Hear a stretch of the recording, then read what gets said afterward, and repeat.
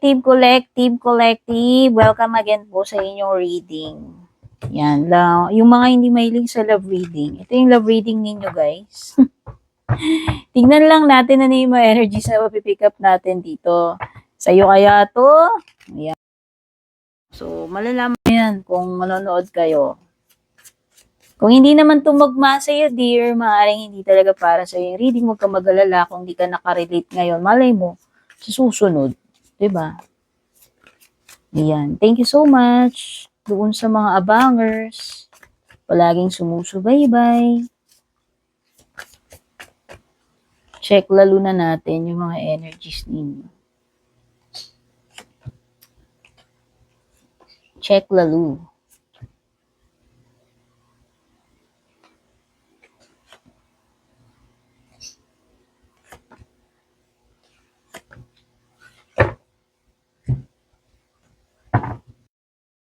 World card, okay may mga signs akong babanggitin kasi lumalabas sa cards. Pero hindi ibig sabihin nun na yung mga signs na yun lang yung maaaring mali yata pagkakasabi ko. Pero hindi ibig sabihin na yung mga signs na yun, para dun lang yung reading na ito. Okay? Ito kasi ipang lahat. Pero dahil nga lumalabas, syempre lahat na lumalabas, sasabihin ko sa inyo. Diba? So, pwedeng meron ditong Aquarius, Scorpio, Leo, Taurus, Capricorn, the Lovers is Gemini. Okay? Yun yung mga nafi-pick up pa lang natin sa ngayon.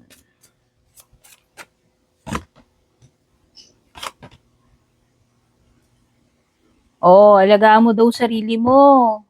Baka sobra na namang in love mo dyan at binuhos mo na naman ng lahat. Siyempre, magtitira ka rin sa sarili mo. Hindi yung nag-love ka lahat na lang binuhos mo sa kanya. Diba? Magtira rin para sa sarili. Baka kasi sa sobrang pagmamahal mo, napabayaan mo na yung sarili mo, nakalimutan mo na yung sarili mo na meron ka ring dignidad, may self-respect ka, may value ka. Kasi nakikita ko energy netong person na to. Ang tendency neto is i-ghost ka. Multo, bigla na lang naging invisible. 'Di ba? Bastos pa, hindi nagpaalam, bigla na lang maging invisible. Ano siya? Siya si Hollow Man. Napanood niyo na ba 'yon? Maganda 'yon. Kung di niyo pa napapanood 'yon. So, yun, merong energy kasi ng disappearing dito. Kumbaga sa signal, minsan 5G, minsan nagiging, ano na nga ba yung mababang signal? Hindi ko alam, ko na maalala. Minsan 5G, minsan 4G lang. Di ba? So, itong person na to, pwedeng parang yun nga, parang yung sa Lord of the Rings, na kapag suot niya yung singsing, naglalaho siya. Tapos pag gusto niya magpakita, hubarin lang yung singsing, papakita na siya uli. Disappearing energy. Baka nga ipinaglihi kay Invisible Man ite or kay Invisible Woman. Okay? Ginagawa ko lang nakakatawa kasi masyado na seryoso yung mga reading, di ba? Siyempre gawin nating exciting. Char. Alam mo, mukhang X tong person na to kasi pati sa communication di ba? Sabi ko nga, pinaglihi kay Invisible Man. Hindi lang siya now you see me, now you don't. Minsan nagiging pipibingi din siya kasi minsan hindi siya nagpaparamdam, hindi siya nagre-reply, or hindi siya nagsi-scene mode. Alam mo yun, yung parang hindi mo maipinta tong person na to kasi paiba-iba siya So, ang tendency nito is pwedeng bibigyan ka niya ng confusion, mixed signals. Pwedeng pwedeng binibreadcrumbs ka lang. Diyan pa lang red flag niyan Diba? Minsan magpaparamdam siya, minsan hindi. Sabi ko nga parang, ano ba to, dear? Yung yung pagtingin ba niya sa iyo, parang mood lang. Kapag nasa mood siya, paparamdam siya or magpapakita siya sa'yo. Pero pag wala siya sa mood, maglalaho na lang siya ng ganun-ganun lang. So, ano pa? Kaloka naman tong energy nitong person na to. Tapos ikaw, pinaprioritize mo siya palagi. Tapos ikaw, hindi ka niya ma-prioritize. Ano ba yan, dear? O, diba? O, yan sabi dito, alagaan mo rin yung sarili mo. O, kasi nga, kung siya nga, umi-eskapo lang lagi, naglalaho, tira-tirang oras lang, kung nasa mood lang magpaparamdam, magpapakita. Tapos ikaw buhos-buhos. Nasaan ang doon? Nasaan ang balance doon? Diba? O, tapos meron pang escaping attitude ito. Avoiding, blocking, pushing away. Ouch. O, alam mo kung hindi pa nangyayari to, may tendency talaga na magulat ka na lang one day. Wala na yung person. Natakasan ka na pala or iniwan ka na pala ng hindi mo man lang namamalayan. 'Di ba? Surprise. Surprise pack, ganun. Masaklap kasi dito sa energy mo, dear. Parang ito yung card ng matinding obsession, matinding attachment, no? So kasi ang mahirap dito, masyado mo nang hinayaan na umikot yung mundo mo dito sa person na to, which is ayan. Siya na yung naging mundo mo Alam mo, wala namang masama dun, dear, kung hindi ka niya binibreadcrumbs, kung hindi tira-tirang oras, attention lang, kung hindi manaka-naka yung signal niya sa'yo, na kapag nasa mood lang siya, dun lang siya aariba, dun na siya magpapakita, magpaparamdam. Wala namang masama na gawin mong mundo yung person kung talagang worthy. Kung talagang loyal, kung talagang alam mong mahal ka rin niya, wala namang masama. Pero kasi ito, kung one-sided lang ito, diba? Maybe you should wake up, no? Kasi nalulose mo na yung sarili mo dito sa proseso na to dahil lang sobrang bulag ka, lasing ka dun sa pagmamahal mo dito sa person mo na to na in fact, ginawa mo na siyang mundo. Paano kung iiwan ka niyang bigla? Kasi nga, kung hindi pa nangyayari to, meron kasing running, escaping dito. O, diba? Kung nag-build ka na ng world na parang siya yung naging world mo, ang hirap nun, dear. Parang nakadepende ka na lang. Paano kung bigla na lang kanyang ginost? Ang masaklap pa nun, hindi mo nakikitang nangyari yon, no? Pwedeng actually, kashock mo pa gagulat mo pa yon. So, ang ibig sabihin lang niya, dear, pwedeng hindi mo pa talaga ganun kakilala. Hindi mo talaga siya ganun kakilala, itong person na to. Especially kung magugulat ka na ganyan yung gagawin niya sa'yo.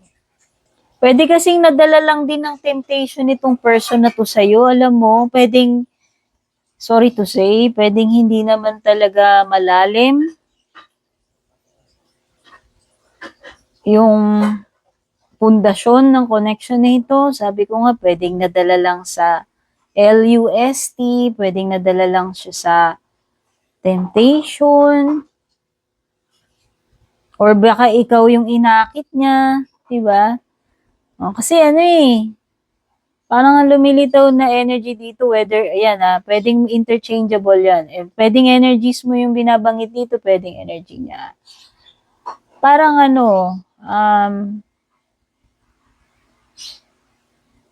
nadala na obsess.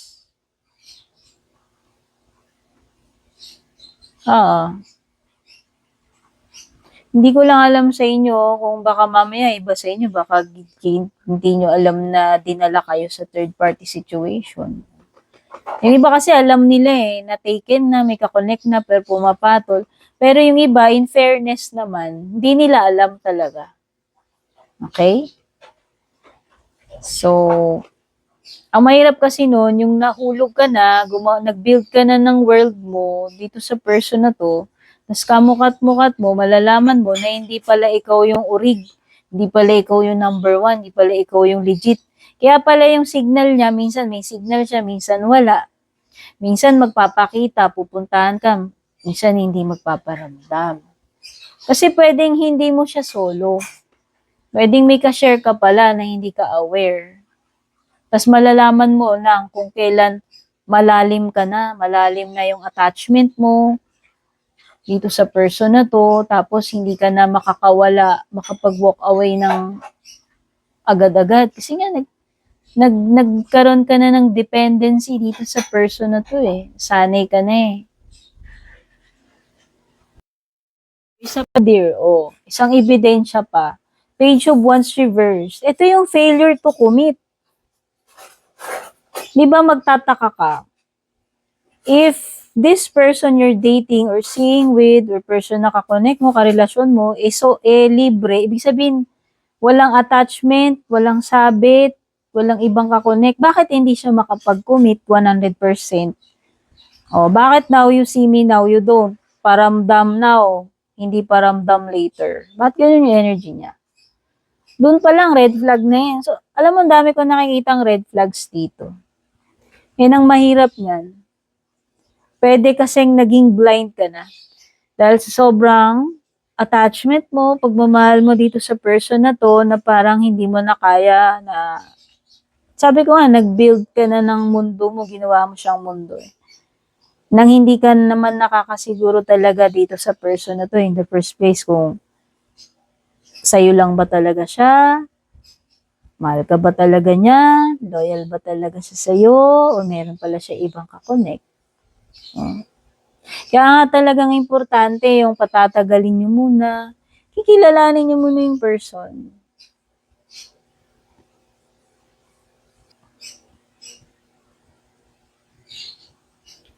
So, Two of Swords, which means maaaring na-stuck ka na dito sa person na to. Actually, naghihintay ka Naghihintay ka ng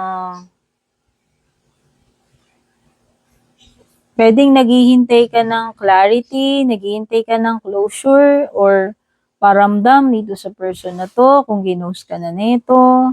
Pero ang nakikita ko is, dahil siguro sa attachment mo, mahihirapan ka na kumawala. And, may stuck ka. May stuck ka rito sa person na to.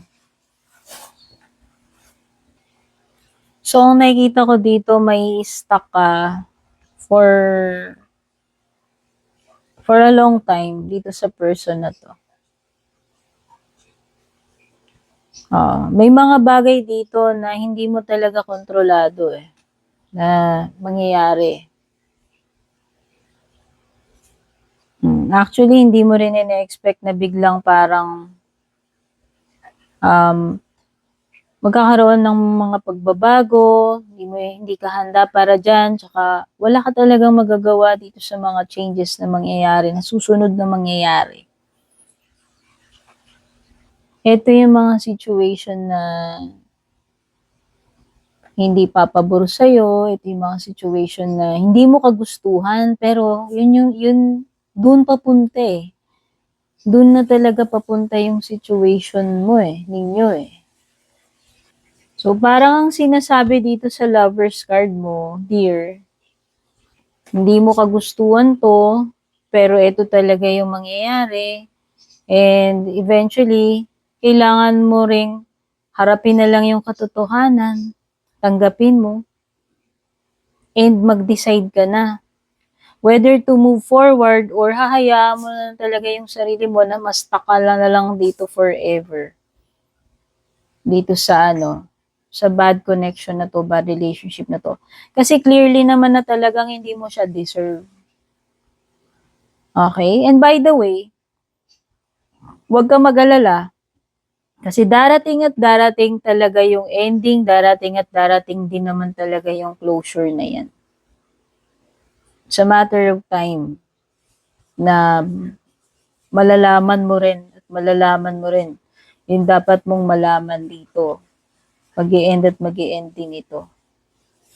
Okay? Kasi actually, nakikita ko rito talagang kung hindi pa nangyayari ang ghosting na yan, running, escaping, yan yung nakikita kong next na pwedeng mangyari kung hindi pa nangyayari sa inyo yan. So, kumbaga kung tinakasan ka na, iniwanan ka na, hindi na nagpaparamdam, may magagawa ka pa ba? O malay mo nga, pwedeng yun na talaga yung closure eh. Sa kakahintay mo, eventually mapapagod ka rin eh. Okay? So, yan yung mga na-pick up ko rito sa reading ninyo. Thank you so much for watching. Kita-kits sa susunod. Babush.